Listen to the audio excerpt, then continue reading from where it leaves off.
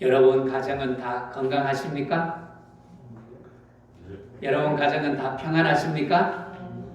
여러분의 가정이 늘 평안하고 또 건강한 가정으로 세워질 수 있게 되기를 소망합니다.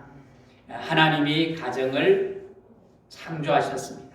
가정을 만드셨습니다. 그리고 그 가정을 지키도록 사람에게 위임해 주셨습니다. 그런데 오늘날 가정관이 많이 변하고 있는 모습을 보고 있습니다. 가정의 건강을 위해서 사람들이 많은 의식들이 변해졌을 뿐만 아니라 또 인권을 중요시 여기면서 가정에서도 남녀 차별이 없는 그런 평등한 관계, 그래서 남편과 아내 또는 자녀들에게 소중하게 세상을 여기고 살아갈 수 있도록, 그리고 더 진보적으로 이제는 가족 관계가, 새로운 가족 관계가 만들어지는 그런 세상 속에 우리가 살아가고 있습니다. 그래서 기존의 전통적인 가족 개념들이 이제 많이 달라지기 시작했던 것을 볼 수가 있는데, 그럼에도 불구하고 우리는 믿음의 사람으로서 성경적 가정관, 이것이 파괴되지 않도록, 또 이것이 병들지 아니하도록 우리가 잘 지켜가야 할 의무도 있습니다. 그래서 이 가정을 세우는 것은 얼마나 중요한지 모릅니다. 하나님이 일하시는 그 일 가운데 하나님은 가정을 세워 가신다는 것입니다. 그래서 오늘 가정을 세우는 하나님이라는 제목을 가지고 함께 말씀을 나누게 될 텐데, 사실상 한국 교회가 반성해야 될 것 중에 하나가 뭔가 하면, 한국 교회가 부흥해 오는 가정 속에서 가정을 많이 희생시켰다는 것입니다. 그런 부분에 있어서 한국 교회가 반성해야 될 부분도 있습니다. 그래서 한국 교회가 한참 부흥을 할 때 하나님 앞에 충성하고 하나님 앞에 헌신하면 가정은 누가 책임져 주신다? 하나님이 책임져 주신다. 그래서 가정을 남편이나 아니면 자녀들을 많이 방치하면서 행복해야 될 가정이 해체 지경에 이르는 가정들도 많았다는 것입니다. 그것이 한국교회가 부흥하면서 겪은 오류 중에 하나이기도 합니다. 그래서 신앙이 좋다라는 것을 교회에 와서 헌신하고 봉사하는 그것으로 신앙이 좋다는 것을 우리가 생각하고 그것을 믿음 좋은 것으로 인식해오는 우리의 모습들도 있었습니다. 제가 부목사 때 가끔은 대부분 헌신하고 봉사하는 일들을 토요일날 많이 하지 않습니까? 토요일날 와서 교회 청소를 하기도 하고 또 이것저것 주일 준비를 하고 이러면서 이제 하는 모습들을 많이 보는데, 가끔은 집사님 남편이 토요일인데 오늘 일찍 오지 않습니까? 좀 일찍 집에 들어가셔서 식사도 남편과 같이 좀 하고 그렇게 남편과 시간을 좀 보내십시오. 그렇게 권면을 하면 좀 이상한 눈으로 봅니다. 사단아 물러가라. 이런 느낌이 올 정도로. 아니, 교회 헌신과 봉사를 방해하는 교육자 정도로 그렇게 인식하는 느낌을 받게 됩니다. 사실은 목회를 하면서 가정을 세우는 것은 매우 중요한 사역 중에 하나입니다. 왜냐하면 가정을 건강하게 세우는 것은 결국은 교회를 건강하게 세우는 일이기 때문에 그렇습니다. 그래서 여러분 오해할지는 모르지만 저는 좋은 목사가 되는 것보다가 좋은 남편, 좋은 아빠가 되는 것이 더 소중하게 여기는 사람입니다. 왜 그런가 하면 제가 신앙생활을 해오면서도 그렇고 목회 생활을 해오면서도 그런 모습을 너무도 많이 봤어요. 교회에서는 분명히 목사인데 가정에서는 좋은 남편이 아니에요. 아빠가 아닌 목회자도 많았다는 거예요. 결국은 가정은 병들어 있는데 교회에서 좋은 목사로 인식이 된다고 한들 그게 정말 좋은 목사일까요? 어쩌면 그 모습은 가면을 쓴 모습일지도 모릅니다. 그래서 정말 중요한 것은 좋은 목사이기 전에, 좋은 장로, 좋은 권사님이기 전에 좋은 아빠로서, 좋은 엄마로서 서야 한다는 거예요. 오늘 본문에 보면 하나님이 가정을 세우셨어요. 교회를 세우시기 전에 하나님이 먼저 가정을 세우신 거예요. 그리고 이 가정은 원래 아담이 하와를 보면서 오늘 23절에 보십시오. 내 뼈 중에 뼈요 살 중에 살이라. 이 말씀이 무슨 말씀입니까? 정말 이 두 사람이 정말 행복한 관계를 맺으면서 가정이 만들어졌다는 것을 말씀해 주고 있습니다.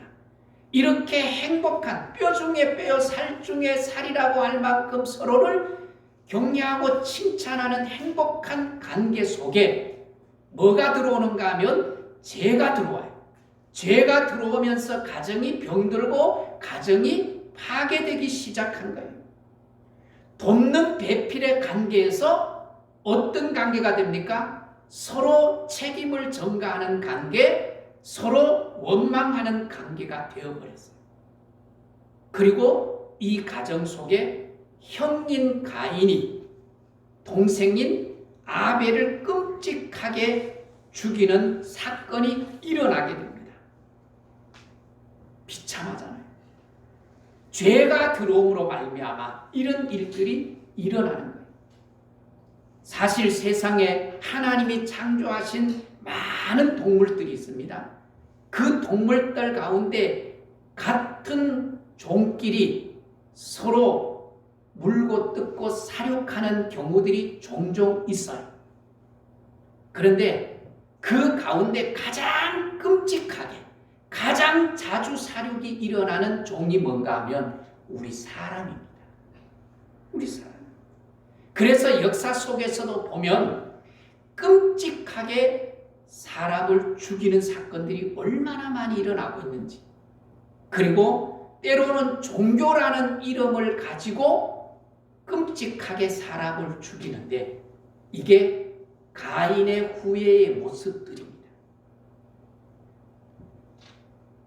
이것이 이런 모습들이 성경 속에 가장 최초로 만든 가정 속에 일어났던 거예요.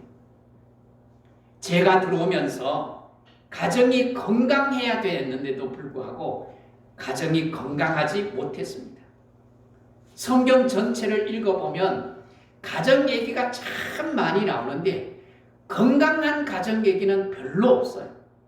거의 대부분 병리적인 가정의 모습들이 훨씬 더 많다는 것은 우리에게 아쉬움을 줍니다.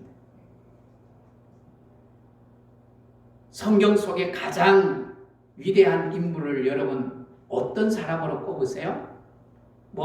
각자가 다를 수 있습니다. 그런데 정말 객관적으로 보면 가장 성경의 인물 가운데 위대한 인물이라고 꼽는다면 다윗을 빼놓지 않습니다. 그런데 이 다윗은 예수님도 그 다윗의 후손으로 오셨고 다윗 왕국을 하나님의 나라로 예표합니다. 그런 다윗의 가정 속에 끔찍한 일들이 일어나잖아요. 그 가정 속에 성폭행 사건이 일어납니다. 형제끼리 사륙하는 일이 일어납니다. 아버지를 죽이겠다고 아들들이 2번이나 반역이 일어납니다. 일반 가정에서는 상상도 할 수 없는, 찾아볼 수 없는 일이 성경 속에서 가장 위대한 인물이라고 꼽히는 다윗 가정에서 일어납니다. 신약 성경을 한번 펼쳐보세요. 마태복음 1장 1절에 보면 이렇게 표현하잖아요. 다윗의 자손 예수 그리스도의 계본이라. 성경을 펼치자마자 다윗의 이름이 나옵니다. 그는 다윗 집안에 이런 끔찍한 일이 일어난 거예요. 그래서 여러분, 우리는 가정을 위해서 끊임없이 기도하고 하나님 앞에 가정을 위한 은혜를 구해야 합니다.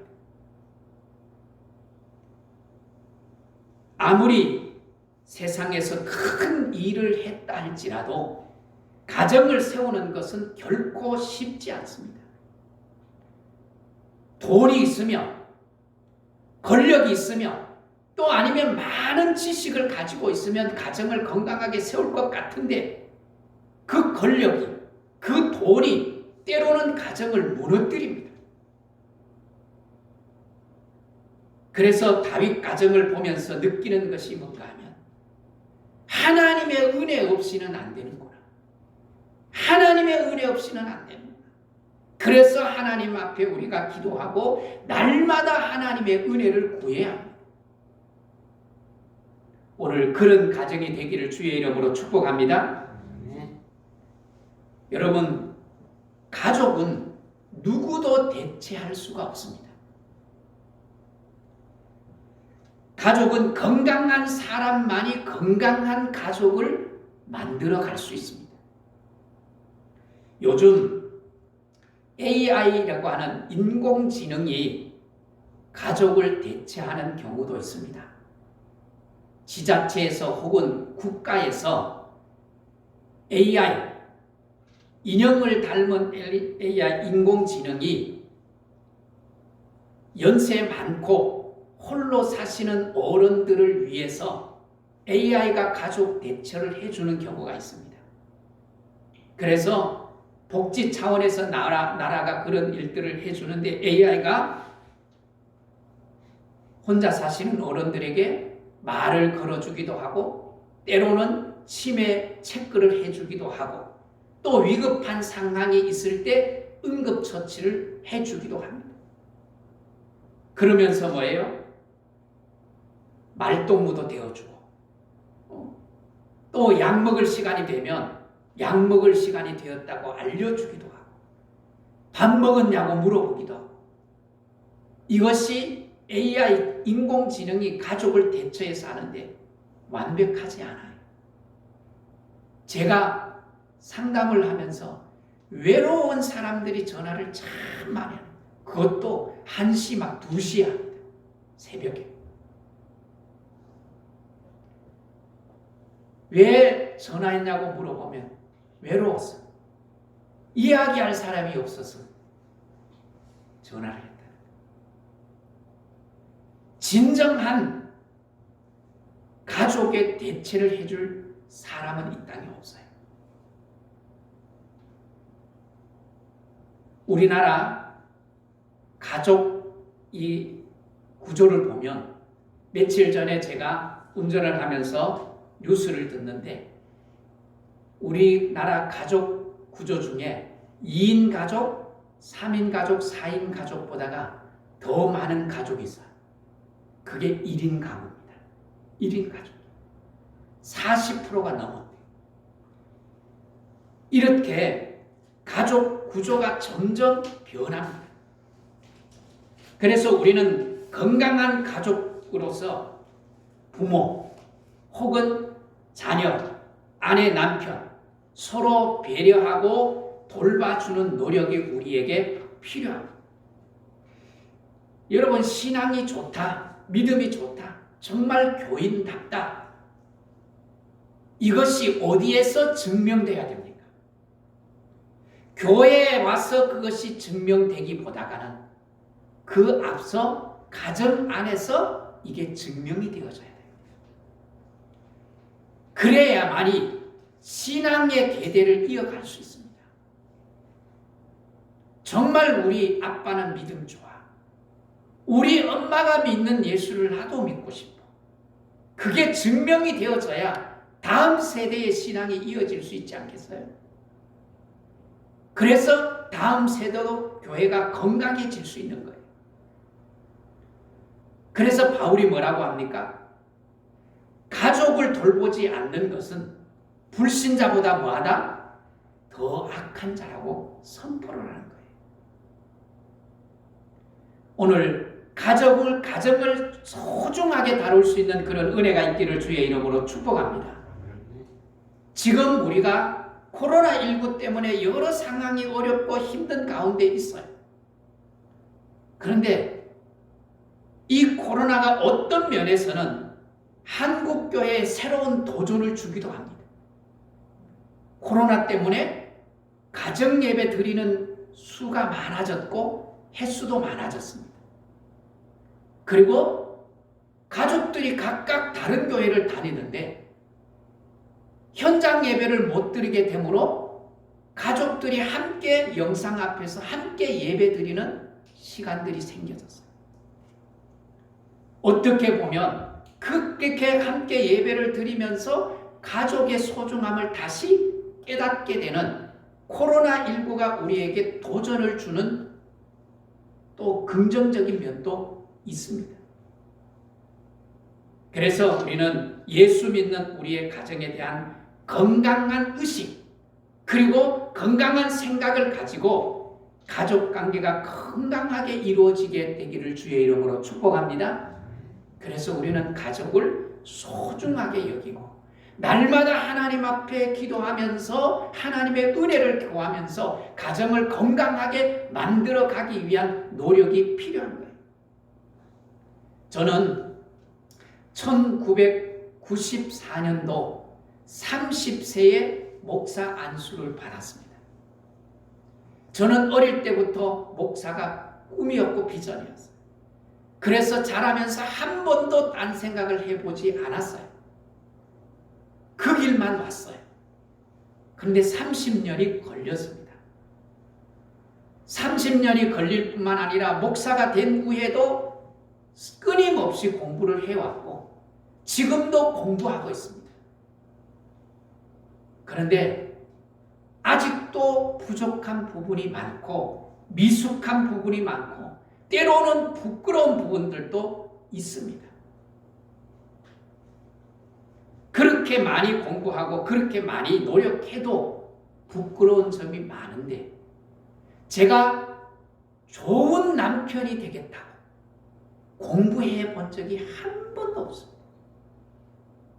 혹시 여러분은 좋은 남편, 좋은 아내가 되기 위해서 결혼하기 전에 학교를 다녀본 적이 있어요?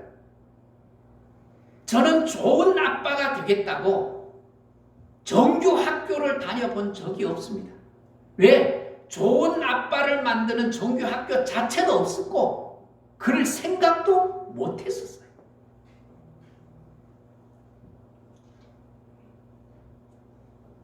그러니 결혼했다고 좋은 남편이 되고 좋은 아내가 되고 좋은 아빠가 될 수 있을까요?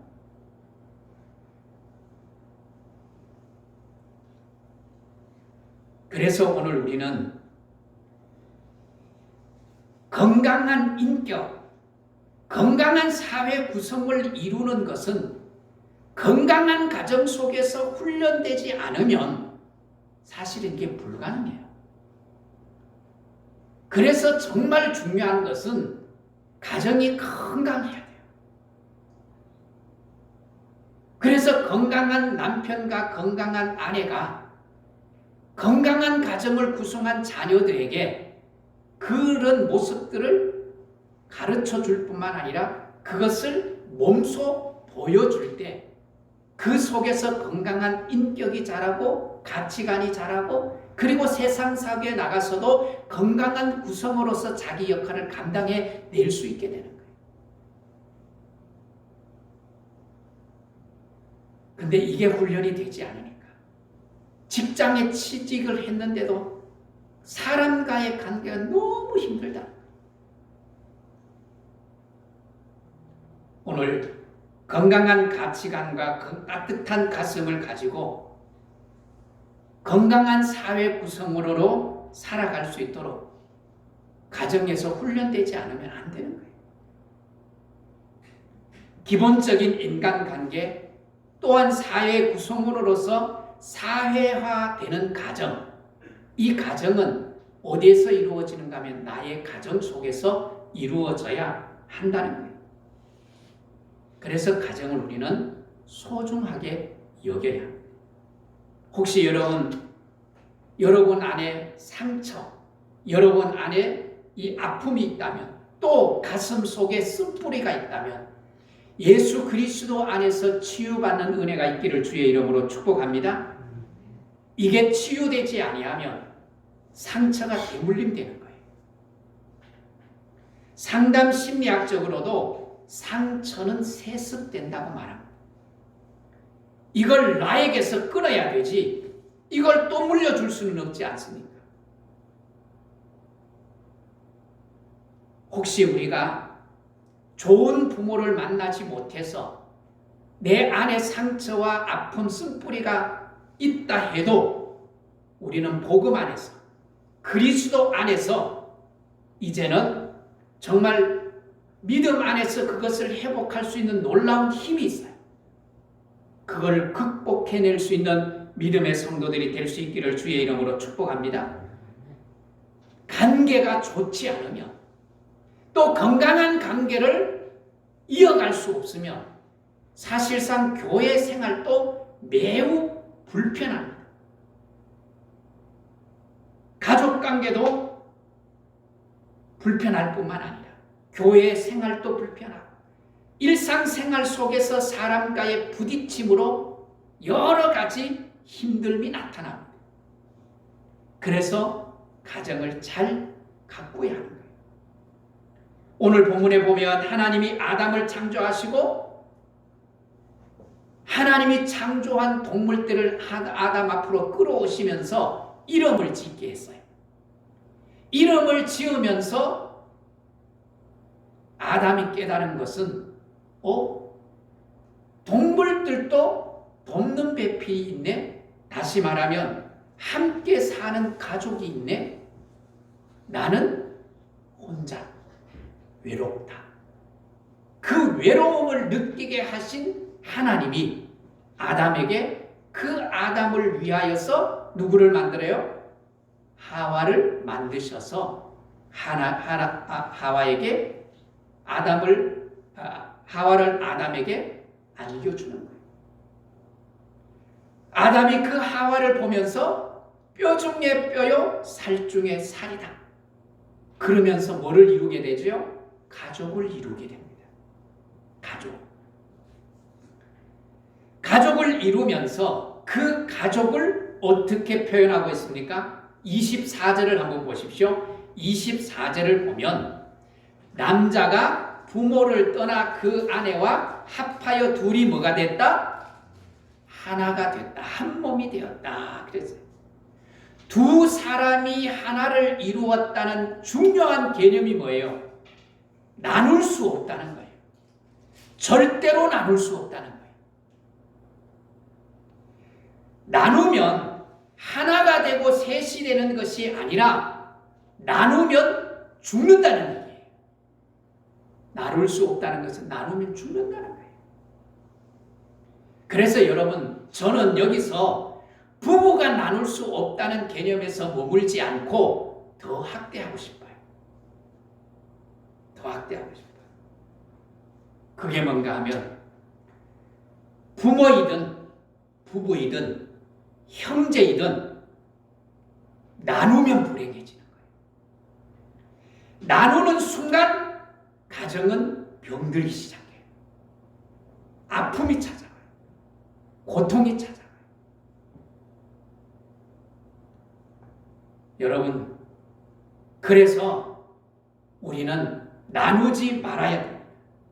그리고 가정 안에서 형제가, 부모와 자녀가, 부부가 함께하는 그 그런 훈련, 좋은 관계를 맺어가는 훈련을 해야 하고 그것이 익숙해져서 정말 우리가 또한 사회에 나갔을 때의 건강한 구성원으로서 사회 역할을 감당할 수 있도록 가정 안에서 훈련해야 된다는 거예요.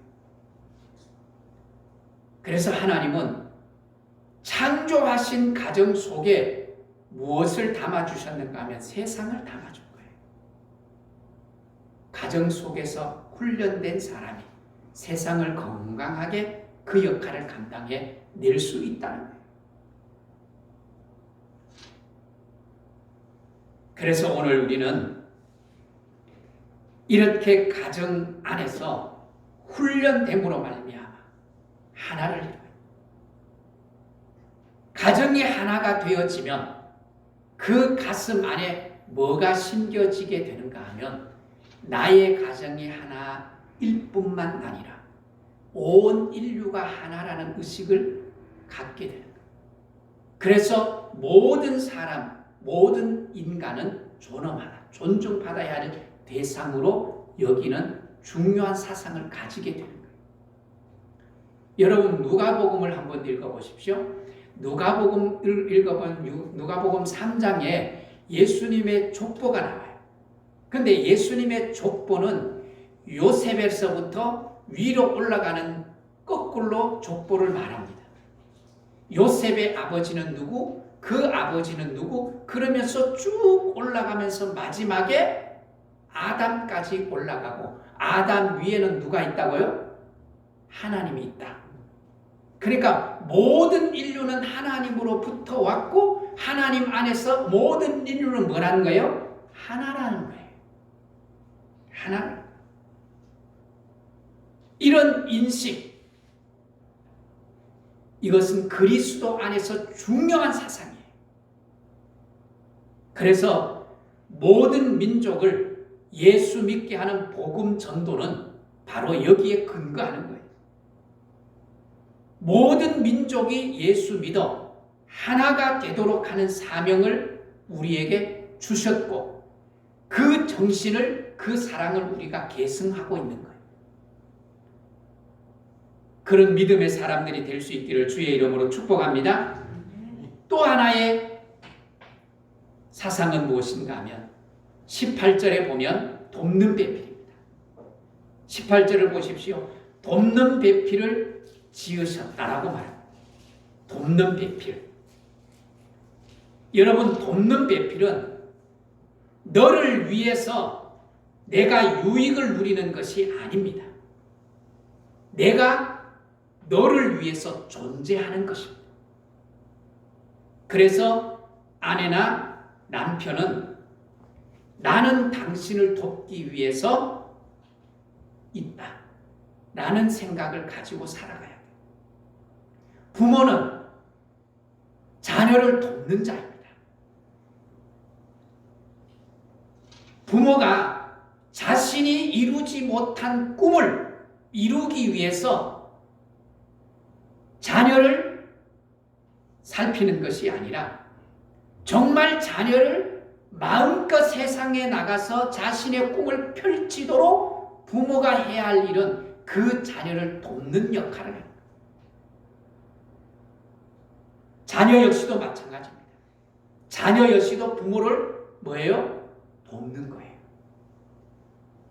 일정 기간 동안에는 자녀가 부모의 돌봄을 받고 부모의 사랑을 받고 부모가 보호해 주어야 되지만 어느 시점이 지나가면서 그 자녀가 부모를 돕기 시작하고 부모를 위해서 있는 거예요. 그래서 서로 돕는 역할, 너로 인하여서 내가 행복해지고 너를 통해서 내가 유익을 얻는 것이 아니라 너의 유익을 위해서, 너의 행복을 위해서, 너의 꿈을 펼치게 하기 위해서 내가 존재한다. 그게 돕는 배필입니다. 그 배필로 하나님이 아내를 주셨고 남편을 주셨고 부모를 주셨고 자녀를 주신 거예요. 오늘 그 역할을 잘 감당해낼 수 있는 은혜가 있기를 주의 이름으로 축복합니다. 그 다음에 25절을 보십시오. 25절을 보십시오. 우리 25절 한번 같이 읽도록 하겠습니다. 25절 시작. 아담과 그의 아내 두 사람이 벌거벗었으나 부끄러워하지 아니하니라. 벌거벗었으나 부끄러워하지 아니했다. 여러분 무슨 말입니까? 이건 역시도 부부 안에서만 생각할 것이 아니라 더 큰 개념으로 남편이 아내에게 부끄럽지 않아야 돼요. 아내가 남편에게 부끄럽지 않아야 돼요. 부모가 자녀들에게 부끄럽지 않는 부모가 돼야 돼요. 자녀 역시도 마찬가지. 형제가 형제에게 부끄럽지 않는 형제가 돼야 돼요. 그뿐만 아니라 거기서 더 나아가서 이웃에게도 부끄럽지 않는 건강한 사회 구성원으로서 살아갈 때 세상은 건강해지는 거예요. 세상은 아름다워지는 거예요. 이런 가족 관계를 이루는 교회, 그 교회에 오면 서로 막 미워하겠죠? 원망하겠죠? 서로 부끄러운 모습 막 드러나겠죠? 아닙니다. 그래서 하나님은 가정을 세우는 일에 우리에게 맡겨주셨고 그 가정이 깨어짐에도 불구하고 하나님은 끊임없이 우리에게 은혜를 주셔서 가정을 세워가도록 하시는 거예요. 가정은 작은 공동체입니다. 이 공동체를 하나님이 만들어주셨고 앞에서도 말씀을 드렸지만 이 작은 가정 공동체 안에 온 세상을 담아주셨어요. 그래서 이 작은 공동체, 가정 공동체가 건강해지면 온 세상이, 온 우주가 건강해지는 거예요. 그럴 때 인류의 보편적 가치인 평화와 인격이 소중하게 여겨지는 건강한 세상이 만들어지는 것입니다.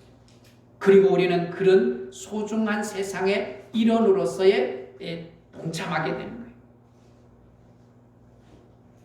계속해서 말씀을 드리지만 하나님이 우리 속에 담아주신 것이 뭐지요? 하나님의 형상입니다. 하나님의 형상을 우리 속에 담아주셨기 때문에 아무리 악한 사람이라도 이 본성, 하나님이 담아주신 하나님의 이 본성, 선한 마음을 깨우쳐주면, 자극을 주면 그 마음 속에 선한 마음이 솟구쳐 오르게 됩니다.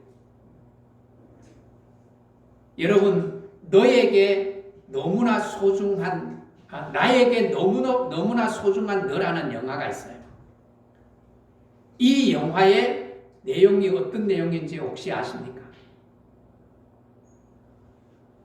악한 못된 마음을 가진 젊은이가 장례를 입고 고아인 아이에게 접근을 해요.